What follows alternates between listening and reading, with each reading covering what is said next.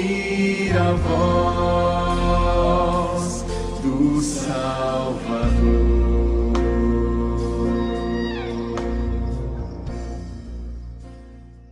Queria te convidar a abrir a sua Bíblia em 1 Coríntios capítulo 16. Quem esteve na congregação domingo passado, ouviu eu pregando em cima desse texto. Não se preocupe, querido, Deus fala conosco através de repetição. É igual pai e mãe, que fica repetindo a mesma coisa para os filhos, né? Fala todo dia, e aí uma hora ele aprende, né? Nem que seja quando tem a filha e começa a falar para os filhos.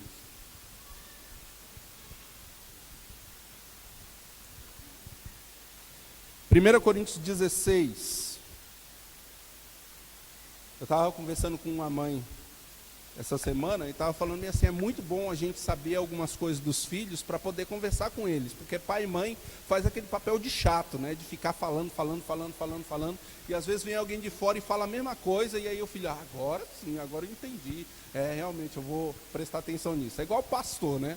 O pastor fica pregando as mesmas coisas, todo domingo falando sobre santidade, vida com Deus, palavras, isso aqui. Aí vem um pastor de fora, agora a minha vida espiritual mudou, pastor. Agora eu assumi um compromisso com Deus e a minha família desse jeito. Mas a gente agradece a Deus porque a palavra de Deus é fiel e ela fala aos nossos corações sempre, amém? 1 Coríntios capítulo 16, queridos, ele encerra essa primeira carta para Corinto, e ele tem todo um contexto meio desconectado. Porque o capítulo 15, o apóstolo Paulo estava falando sobre o céu, sobre as realidades celestiais, sobre as moradas do céu, sobre o nosso corpo que vai ser transformado. Ele estava falando dessas realidades celestiais e de repente ele entra no capítulo 16, dê uma olhadinha aí. Quanto à coleta para os santos, fazei vós também como ordenei às igrejas da Galácia. No primeiro dia da semana, cada um de vós ponha de parte em casa, conforme a sua prosperidade, e vá juntando, para que se não façam coletas quando eu for. E quando tiver chegado, enviarei com cartas para levarem as vossas dádivas a Jerusalém, aqueles que aprovardes. Se convier, que eu também vá, eles irão comigo. E aí o apóstolo Paulo sai de um assunto que é extremamente espiritual, que é extremamente do céu. Ele está falando literalmente do céu e entra e começa a falar de dinheiro no último capítulo, no capítulo 16. Parece que está desconectado uma coisa com a outra. Mas quando a gente lê a carta toda, a gente percebe que faz todo o sentido perceber esse conteúdo aqui do capítulo 16 como conteúdo também espiritual. Porque senão nós ficamos pensando que espiritual é aquilo que é do céu, espiritual é aquilo que é transcendental, espiritual é aquilo que nos dá arrepio de pensar como alma, como anjo, alguma coisa assim. Obrigado, irmão.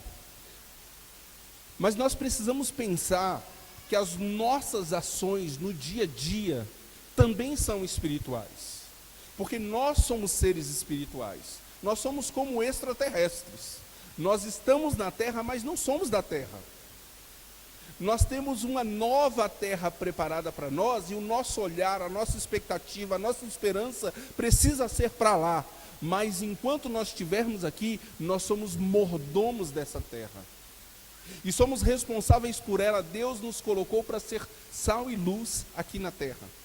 Então nós precisamos parar e pensar, como é que eu posso ser o melhor possível nesse sentido aqui na terra? Como é que eu posso ser uma pessoa que vai reproduzir os valores do reino celestial dessa nova terra aqui nessa terra decaída? Como é que eu posso transformar as realidades? E aí o primeiro assunto que o apóstolo Paulo começa aqui no 16 é de dinheiro. Mas ele vem falando, desde lá do capítulo 11, ele vem dando algumas instruções para a igreja. Lá no capítulo 11 ele fala sobre a Santa Ceia, sobre a unidade dos cristãos, sobre a responsabilidade diante de Deus como igreja. Entra no capítulo 12 e fala sobre unidade cristã, sobre sermos um, sobre estarmos conectados, sobre o corpo de Cristo. Entra no capítulo 13, ele vai falar sobre o dom do amor e dizer que esse dom é um dom sobreexcelente, né? E que fala que quando a gente deixa as coisas de meninos, a gente olha mais para essa questão de maturidade como alguém que vai cuidar das coisas de Deus, mas cuidar também das coisas do próximo, como uma responsabilidade mútua. E aí ele trabalha dons no capítulo 14 e trabalha as coisas do céu no capítulo 15. No capítulo 16 ele começa a falar de dinheiro, falar de oferta. E ele traz alguns princípios muito bacanas aqui. Dê uma olhada aí. Ele começa dizendo assim: quanto à coleta para os santos. Quem são esses santos? Irmãos da Judéia, especialmente de Jerusalém, da igreja que estava sofrendo uma severa perseguição, e que por causa dessa perseguição, e também, alguns teólogos afirmam que também, por causa de uma realidade que a igreja viveu logo no seu início, lá em Atos 2, diz que os crentes, à medida que iam se convertendo e alguém tinha necessidade, eles vendiam as suas propriedades e distribuíam os bens entre aqueles que tinham necessidade, entre os pobres, e de repente eles tinham a expectativa de que Jesus ia voltar logo ali, mês que vem, daqui um ano, era rapidinho. E Jesus não voltou, e eles já tinham vendido as propriedades, já tinham vendido as carroças, já tinham vendido os bois, e estava todo mundo pobre, e foi aquela realidade assim, de que estava todo mundo suprido, mas agora estava todo mundo pobre. E por causa da perseguição, aí ficou todo mundo pobre de vez. E as igrejas de outras regiões, então, inclusive a igreja de Corinto, que era uma igreja rica, né, já falei isso aqui, estavam levantando ofertas para enviar para Jerusalém. E aí o apóstolo Paulo está falando isso aqui, né? Então esses santos são os irmãos de lá. Ele dá algumas instruções e diz assim: fazei vós também como ordenei as igrejas da Galácia. O apóstolo Paulo está usando da sua autoridade eclesiástica como apóstolo e está dizendo assim: irmãos, façam de forma ordenada, eu já disse como é que é, eu já dei as instruções, então queria que vocês fizessem dessa forma. Façam como uma adoração. Não façam apenas como uma obrigação cristã, mas façam como adoração. Por que a gente percebe que é essa mensagem que o apóstolo Paulo está falando? Porque ele diz assim: façam no dia de culto. Vocês são ricos, a igreja de Corinto é uma igreja abastada, é uma igreja que tem muito potencial financeiramente falando, em outras características também, mas não precisa ficar falando de dinheiro o tempo todo. Não precisa ficar repetindo e batendo nessa tecla o tempo todo. Faça o seguinte: no primeiro dia da semana, você vai lá e põe parte na sua casa. Vai separando como um ato de culto. Faça para a sua cabeça como um ato de celebração, como um ato de adoração. E você orando pelos irmãos que estão lá em Jerusalém, separando, pensando naqueles que estão passando necessidade. Você coloca a parte conforme a sua prosperidade, diz aí no meio do versículo 2. Ou seja, não é para você fazer além daquilo que você pode. Não é para você criar um problema no seu orçamento porque você quer salvar a igreja de Jerusalém. Não, é para você fazer de acordo com a sua realidade. Deus não quer que você oferte mais do que o que você pode. 3 pontos, né? Entendeu? Deus não quer que você oferte mais do que você pode. Mas também não é certo você não ofertar aquilo que você pode. Tem um princípio de reforma que diz assim, sobre finanças, que nós precisamos trabalhar para juntar o máximo possível, doar o máximo possível e economizar o máximo possível. É uma arte fazer isso. Juntar o máximo possível, doar o máximo possível e economizar o máximo possível. Mas a gente precisa ter esse coração generoso como cristão. Isso também é um ato espiritual. Isso também é um ato cultico, isso também é um ato de adoração, isso também é um ato que agrada a Deus. Porque senão, nós podemos cair na tendência de pensar que a adoração a Deus é vir aqui na igreja e cantar Deus, tu és grande, e pensar que essa é a única adoração, que esse é o único estilo de adoração. Nós podemos ter uma atitude de transformar a nossa finança em adoração, transformar outras áreas da nossa vida, aqui ele trata de algumas, mas transformar todas as áreas da nossa vida em culto, em adoração, em fazer com que o nome de Deus seja glorificado. Então ele diz, conforme a sua prosperidade. Então não é para ninguém fazer fora daquilo que lhe é possível, né? E aí ele dá algumas instruções aí de como é que isso deveria ser depois enviado lá para Jerusalém. Então ele está tratando aqui de uma mordomia financeira especialmente direcionada a respeito das ofertas. Nós podemos, queridos, fazer das nossas finanças um ato de adoração a Deus. Os irmãos de Corinto, eles eram abastados, eles estavam num local que corria muito dinheiro, em uma igreja que tinha muito potencial.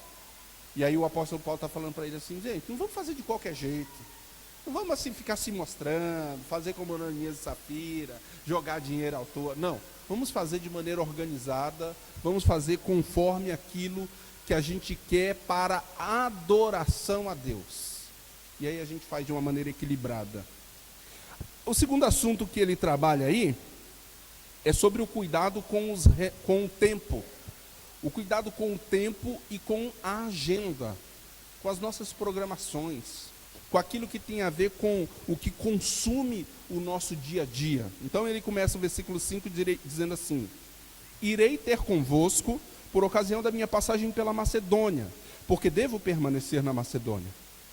E bem pode ser que convosco me demore ou mesmo passe o inverno, para que me encaminheis nas viagens que eu tenho que fazer. Porque não quero agora ver-vos apenas de passagem, pois espero permanecer convosco algum tempo. O apóstolo Paulo está dizendo assim, irmãos, eu vou falar um pouquinho aqui sobre as minhas metas, as minhas expectativas, o que eu estou planejando, o que eu estou projetando. Eu tenho que passar pela Macedônia, preciso passar por lá, então eu quero aproveitar essa viagem e passar um tempo com vocês. Mas eu não quero ver vocês só de passagem, eu quero estar um tempo com vocês. Quem sabe uma temporada, uma estação, quem sabe eu fico com vocês até o inverno. Eu quero estar com vocês.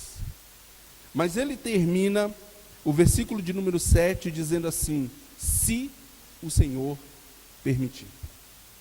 Provérbios capítulo 16, versículo 1 diz assim, o coração do homem pode fazer planos. Às vezes, a gente planeja algumas coisas, projeta algumas coisas que não dão certo. Às vezes você, querendo agradar a Deus, faz o projeto do seu ano, faz o projeto do seu mês, da sua semana, da sua vida, e algumas coisas precisam ser corrigidas, algumas coisas precisam ser alteradas ou mudadas. Algumas à força, algumas contra a sua vontade. Mas o que o apóstolo está falando é assim, ó, irmãos, eu tenho um projeto, eu tenho uma estratégia, já que eu vou até a Macedônia, eu queria aproveitar essa viagem e fazer assim, assim, assim. Mas isso é se o Senhor permitir. Nós precisamos tomar muito cuidado com aquilo que ocupa o nosso tempo, querido. Nós somos mordomos do tempo que Deus nos deu. E precisamos aprender a cuidar dele também para a glória de Deus. Porque o que o apóstolo está falando é assim, eu vou fazer isso, vou fazer aquilo outro, se o Senhor permitir. Ou seja, eu quero aquilo que o Senhor quer. Eu tenho o meu projeto, eu tenho o meu propósito, eu tenho as minhas metas, mas todas elas estão submissas ao Senhor, se o Senhor quiser. Então, eu vou continuar estabelecendo as minhas normas, eu vou continuar estabelecendo as minhas metas, mas se o Senhor quiser. O versículo lá em Provérbios 16, 1 diz assim, o coração do homem pode fazer planos, mas a resposta certa vem dos lábios do Senhor. Então a gente precisa entender assim, cara, eu preciso projetar, eu quero passar num concurso, então eu preciso estudar tantas horas, eu preciso fazer isso. Mas e se o Senhor não quiser? O meu coração está submisso àquilo que Deus quer? O meu coração está disposto àquilo que Deus quer? O apóstolo Paulo, ele teve que mudar o projeto dele. Ele fez um projeto e na segunda carta de Coríntios a gente percebe que houve uma alteração, houve uma mudança. Nós estamos dispostos a deixar Deus dirigir a nossa agenda? Estamos dispostos a deixar Deus dirigir o nosso tempo? Quando acontece alguma coisa fora do nosso controle, nós entendemos e nos submetemos ao controle de Deus? Ou só estamos satisfeitos quando estamos com o controle na mão e dirigindo todas as circunstâncias da nossa vida? A gente precisa tomar muito cuidado com isso, porque às vezes a gente pensa que está fazendo tudo para a glória de Deus, mas quando dá alguma coisinha diferente, a gente fica todo desequilibrado. O nosso equilíbrio não está naquilo que a gente projeta. O nosso equilíbrio precisa estar em Deus. Então, se o Senhor quiser, o meu projeto sai. Se o Senhor não quiser, eu fico no projeto de Deus. E vou viver na dependência dEle. Aquilo que Ele tem projetado. Foi assim com o apóstolo Paulo e precisa ser assim na nossa vida. Então, ele fala mordomia com as finanças, mordomia do tempo, da agenda, e ele termina a carta e o capítulo falando sobre mordomia nos relacionamentos. Ele fala de algumas pessoas aqui, fala de Timóteo, fala de Estéfanas, de Fortunato, de Acaico, depois ele fala de Priscila, de Áquila, algumas pessoas que influenciaram na sua vida e que tinham de alguma forma influenciado no reino de Deus. E ele reconhece essas pessoas de uma maneira extraordinária. Vê aí no versículo de número 10. E se Timóteo for, vede que esteja sem receio entre vós, porque trabalha na obra do Senhor como também eu. Ninguém, pois, o despreze, mas encaminhai-o em paz, para que venha ter comigo, visto que o espero com os irmãos. A primeira coisa que o apóstolo Paulo fala aqui do Timóteo é: olha, irmãos, se ele conseguir chegar aí, se ele estiver com vocês, faça com que ele fique à vontade, sem receio, sem medo, sem constrangimento. Não desprezem esse irmão. Alguns teólogos acham que o Timóteo, por ser muito novo, e alguns dizem que ele era muito mirradinho, muito pequenininho, muito magrinho, que ele era desprezado como liderança. O Timóteo, ele chegou a ser líder, chegou a ser bispo de uma região, supervisor de uma região. Mas no início do seu ministério ele foi muito questionado, ele foi muito desprezado. E o apóstolo Paulo está dando instruções aqui para a igreja. Diz assim: irmãos, não despreze. Veja como um homem de Deus. Veja o trabalho que ele tem feito. Veja como ele tem crescido. Veja que ele está trabalhando na obra do Senhor, assim como eu. O apóstolo Paulo, já experiente, já rodado, olha para aquele garoto novo e diz assim: vamos aprender a valorizar os mais novos? É como se o pastor Aloísio, né, já rodado, já experiente, né, já quase aposentando, agora vai demorar mais, né? Falasse com o Caio e falasse para a igreja: irmãos, vamos ter paciência, o Caio vai chegar aqui, vai falar daquele jeitão, vai falar de uma forma, né? Vamos ter paciência com os mais novos, vamos aprender com os mais novos. Eles estão na obra, estão trabalhando. A gente precisa ter esse reconhecimento por quem trabalha. E aí ele continua e diz do Apolo. Ele diz assim: Apolo, acerca do irmão Apolo, no versículo 12: muito lhe tenho recomendado que fosse ter convosco em companhia dos irmãos, mas de modo algum era a vontade dele ir agora. Irá, porém, quando se lhe deparar boa oportunidade. Eu acho extraordinário o apóstolo Paulo mencionar o Apolo aqui no capítulo 16. Porque lá no capítulo 1 e no capítulo 3, ele fala do Apolo. Mas ele fala do Apolo como alguém que estava sendo usado, não necessariamente estava sendo instrumento de divisão, mas as pessoas estavam fazendo partidarismos na igreja, lembra? E as pessoas diziam assim, eu sou de Apolo, outros diziam eu sou de Cefas, outros eu sou de Paulo, outros eu sou de Cristo, né? As pessoas estavam se dividindo de acordo com seus gostos, de acordo com as suas preferências, e tinham pessoas na igreja de Corinto, que foi a igreja que o apóstolo Paulo iniciou, que preferiam Apolo. E o apóstolo Paulo estava lá no ouvido do Apolo, dizendo assim, Apolo, vai lá em Corinto, trabalha mais um tempo lá, passa mais um tempo lá com os irmãos, tem irmãos lá que gostam de você, vai lá dar uma atenção para eles. E o Apolo disse assim, não vou não, agora eu não vou não, quando for o tempo certo, quando tiver a ocasião oportuna, eu vou.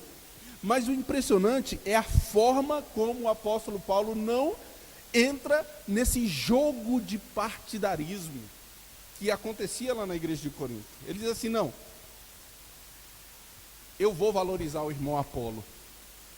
Ainda que alguns irmãos estejam usando o Apolo como motivo de divisão lá na igreja, eu quero que ele vá lá e que ele dê atenção, que ele conquiste o carinho dos outros, que ainda não o tem como homem de Deus, e que dê atenção para aqueles que olham para ele como homem de Deus. O apóstolo Paulo não fez partidarismo nessa questão.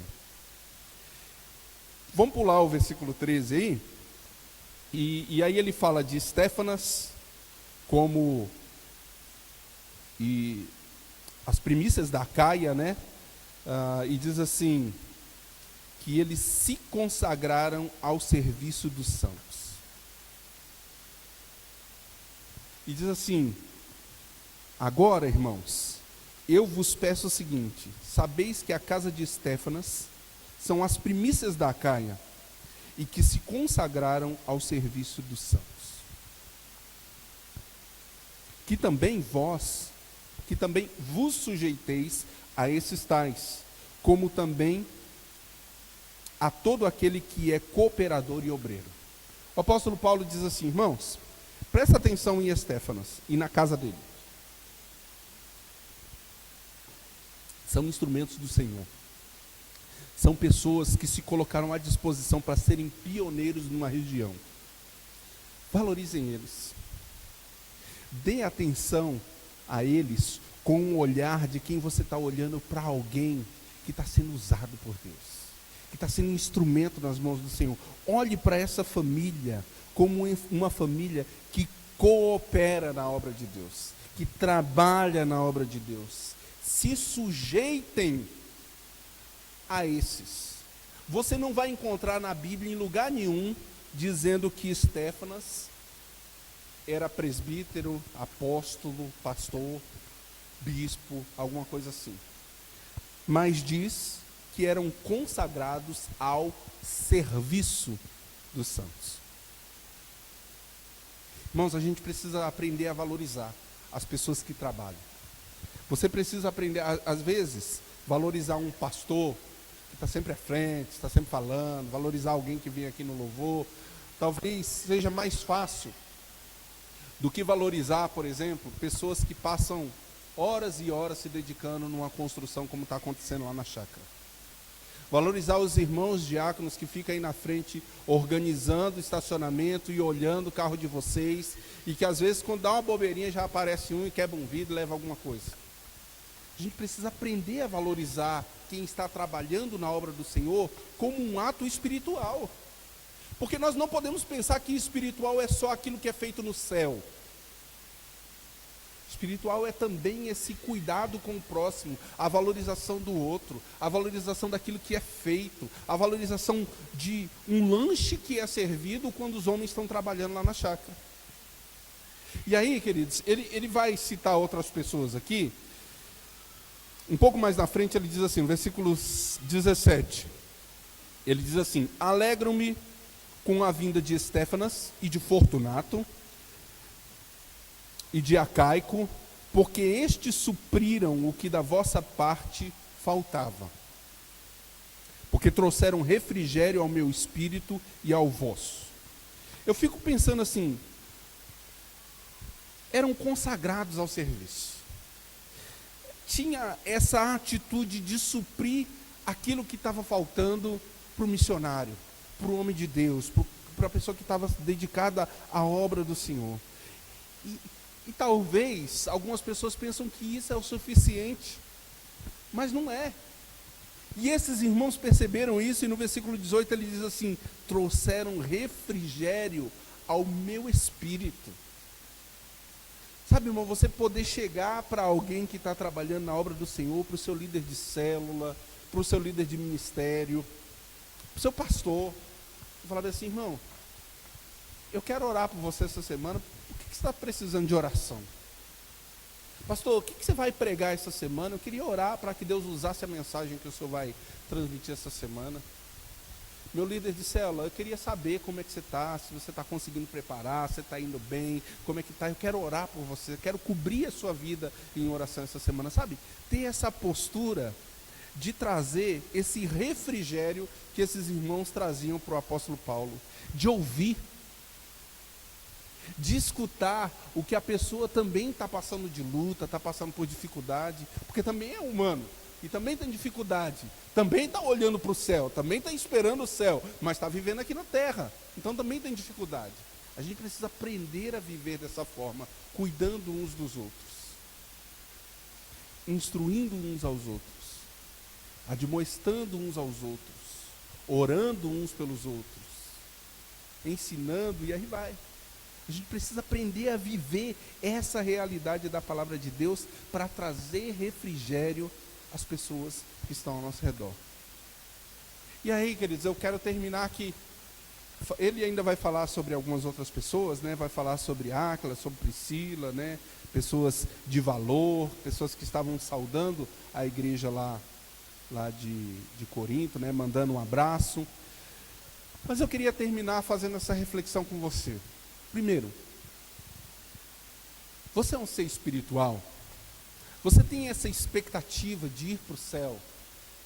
Você tem essa expectativa de ser um ser celestial e de que Cristo veio e morreu para salvar você e de que Ele vai te levar para viver desse futuro eternamente com Deus? Se você tem, você é um ser celestial. Você é um ser espiritual. Você é um ser divino. Mas você é um ser divino que está num corpo humano, vivendo com pessoas humanas que têm necessidades. E essas pessoas precisam que a sua agenda seja organizada para a glória de Deus. E a glória de Deus tem tudo a ver como a sua agenda vai abençoar as pessoas que estão ao seu redor. O apóstolo Paulo não estava pensando nele. Eu quero ver o que vai ser melhor para mim. Se vai ser ônibus leito, se vai ser voo da TAM ou da Azul, porque eu só gosto de Azul. Eu quero saber qual vai ser o melhor para mim. Não, ele estava pensando melhor para os irmãos. Ele estava querendo aproveitar o tempo que ele ia passar lá na Macedônia para dar uma descidinha lá em Corinto e fazer algumas visitas, porque ele estava pensando no próximo. O objetivo era glorificar a Deus. Mas para glorificar a Deus, ele estava pensando na agenda dele, pensando no próximo. Quando você para e pensa a sua agenda, querido, você para e pensa como é que essa agenda vai glorificar a Deus no cuidado com a sua família, no cuidado com os de casa, no cuidado com os da fé, com a célula, com o ministério, com a igreja local. Você para e pensa como é que a sua agenda vai glorificar a Deus, cuidando da terra, cuidando do planeta, cuidando das pessoas que trabalham com você. É preciso parar e pensar assim: eu quero ser um ser celestial aqui na terra. Eu quero viver essa realidade do Coríntios 15, enquanto eu estiver aqui na terra, através da minha agenda, do meu tempo, do meu relacionamento. Eu quero também que as minhas finanças glorifiquem a Deus, seja um ato de adoração, seja um ato de entrega a Deus, seja um ato de celebração ao Senhor. Eu quero usar as minhas finanças para a glória de Deus. Eu paro e penso nessas coisas. Eu consigo parar e pensar. Eu consigo parar e pensar nos meus relacionamentos. Como é que eu posso usar os meus relacionamentos e valorizar as pessoas que estão ligadas a mim, os de perto ou os de longe, de tal forma que Deus seja glorificado através desses relacionamentos? 3 áreas, que se a gente lê o Coríntios 16, depois do Coríntios 15, vai falar bem assim, mas não tem nada a ver uma coisa com a outra. Tem tudo a ver, porque são atos de seres que nasceram na terra, mas foram transformados em seres celestiais e que precisam fazer uma diferença celestial nessa terra. Ele cita apenas esses 3 assuntos: finanças, agenda e relacionamentos. Mas aqui em Corinto mesmo ele diz assim: tudo que você fizer, seja em palavras, seja em ação, faça para a honra e para a glória do Senhor. Toda a nossa vida precisa estar nesse intuito de ser para a glória do Senhor. Ele fecha a carta nesse sentido, dizendo: irmãos, nós somos a igreja do Senhor. Nós somos aqueles que sentam à mesa para cear do Senhor. Nós somos aqueles que recebemos dons de Deus, que somos membros uns dos outros, como ele diz no capítulo 12. Que precisamos viver o amor de Deus acima de qualquer outra coisa como excelente. Que ainda que a gente tenha muitos outros dons, nós precisamos ser guiados por esse. E nós precisamos manter o nosso foco no céu. Mas enquanto a gente está aqui na terra, vamos usar tudo para a glória de Deus. Que você use a sua vida, querido, para a glória de Deus. Que as pessoas que estejam ao seu redor sintam um refrigério divino através do relacionamento com você. Que as pessoas que estejam ao seu redor se sintam valorizadas, especialmente as de casa. Quando a gente prega uma coisa assim, o apóstolo Paulo estava falando para a igreja, não era um templo igual ao nosso, eram igrejas que se reuniam em casas. E não fazia menor sentido cuidar das pessoas que vinham para uma reunião na minha casa e não cuidar dos da própria casa. Então o apóstolo Paulo está falando isso também para os da casa. Como é que você pode cuidar da sua esposa, do seu marido, dos seus filhos? Como é que você pode cuidar da sua finança de tal forma que a sua família seja abençoada? Como é que você pode cuidar da sua agenda? E que tudo isso seja para a glória de Deus, em nome de Jesus. Amém? Coloque como meta para a sua vida, para a sua semana.